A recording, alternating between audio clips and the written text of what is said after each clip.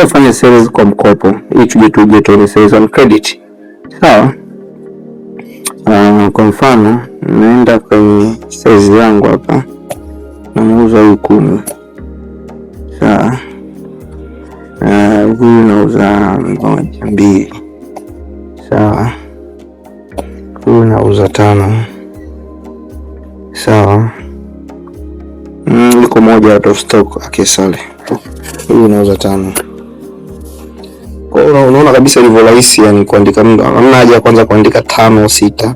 Very easy. Huyu nauza robo hiyo ambayo umesema wao.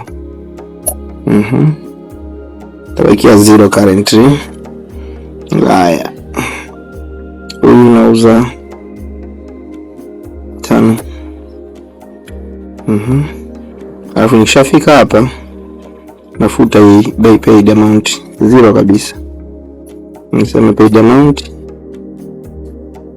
Mbona pale kuna pop imetokea, ilikuwa nasema kwamba nimeclick haraka, ilikuwa nasema kwamba niandike jina na namba ya simu kwa sababu naweza kwa mkopo. Kwa sababu mara nyingi unapozoea mkopo unastahili andika jina na namba ya simu.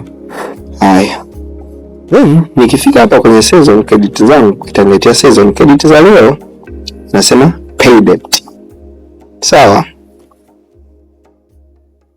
The same na kwenye hapa kwenye sales on credit. Nakuja hii hapa. Nasema pay debt. Haya. Unaweza ukafilter, labda una madeni ya mwezi, unasema wewe unaangalia madeni ya mwezi mzima. Sawa. Madeni mzima, kumbe kuna madeni mengi mwezi mzima. Ndio sasa hapo unaweza kaangalia ukasema okay, hii nalipa.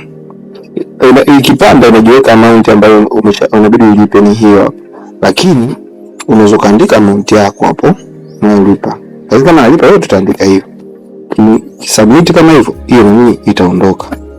Na hiyo nayo itajiandika. Tuseme tunalipa kiasi kichache.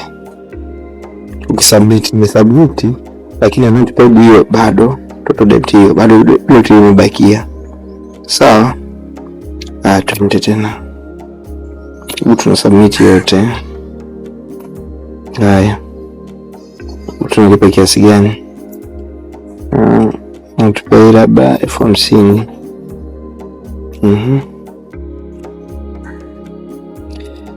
Okay, tuseme tu update hapo. Inabidi update bwana. Amount imelipa imebakia 40. Pay debt. Pay debt lote. Lipa lote linaondoka. Kwa hiyo ndio namna ya kulipa mikopo hapa kwenye app yako ya duka langu.